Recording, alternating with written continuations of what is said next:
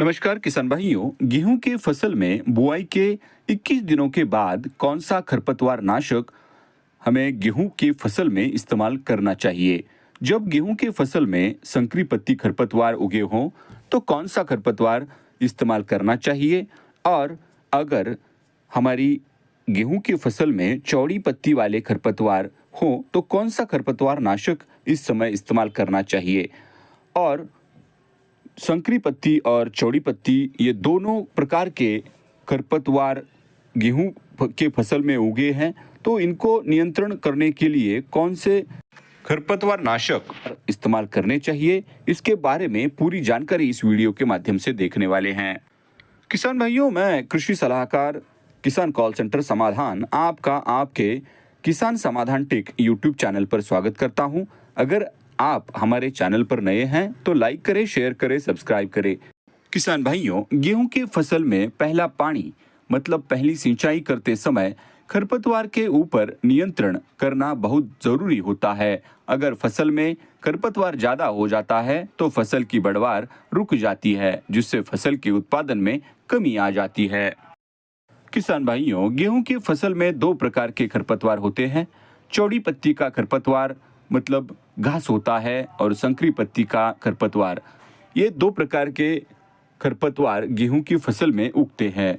किसान भाइयों, गेहूं में स्प्रे करने का सही समय क्या है? तो बिजाई के 30 से 35 दिनों के बाद आप खरपतवार नाशक का इस्तेमाल गेहूं की फसल में कर सकते हैं। खरपतवार जब 2 से 6 पत्तों पर होता है उस समय आप स्प्रे कर सकते हैं।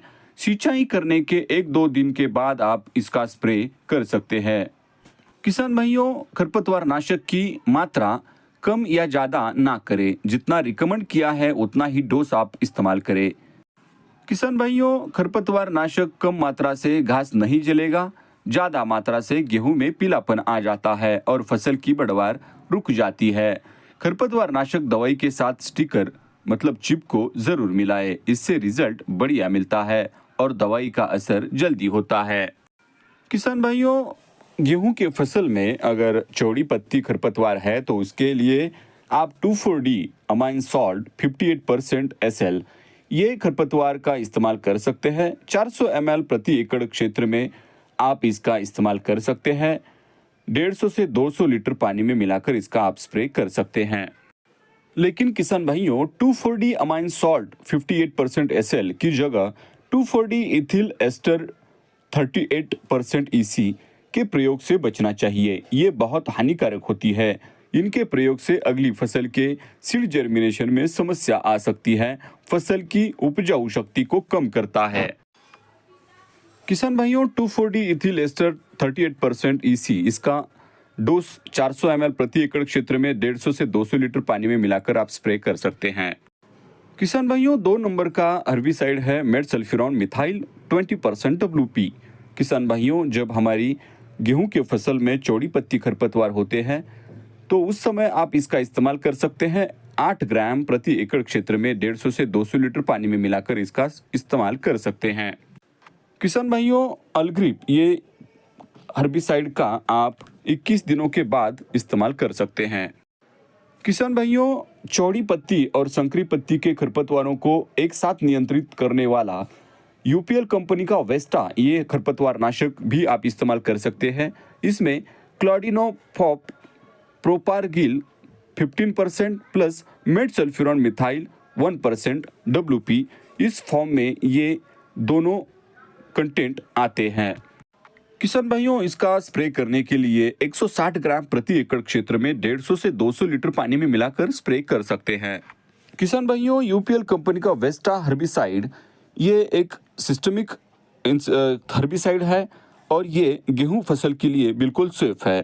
किसान भाइयों, 2 से 6 पत्तों पर जब ये खरपतवार होते हैं उस समय आप इसका इस्तेमाल कर सकते हैं।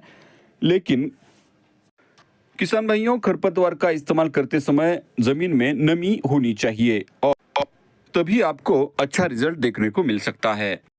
किसान भाइयों, इनमें से जो आपको सही लगे वो खरपतवार नाशक आप यूज कर सकते हैं। किसान भाइयों, आपको कोई भी खेती विषयक समस्या हो तो आप किसान कॉल सेंटर 1800 180 1551 इस टोल फ्री नंबर पर सुबह 6 से रात 10 बजे तक खेती संबंधी कोई भी समस्या हो, आप इस पे कॉल करके हर सवाल का जवाब ले सकते हो। ये कृषि मंत्रालय भारत सरकार इन्होंने जारी किया हुआ किसानों के लिए टोल फ्री नंबर है। किसान भाइयों, ये वीडियो आपको कैसा लगा ज़रूर कमेंट करें। अगर अच्छा लगा तो लाइक करें, शेयर करें, सब्सक्राइब करें। धन्यवाद।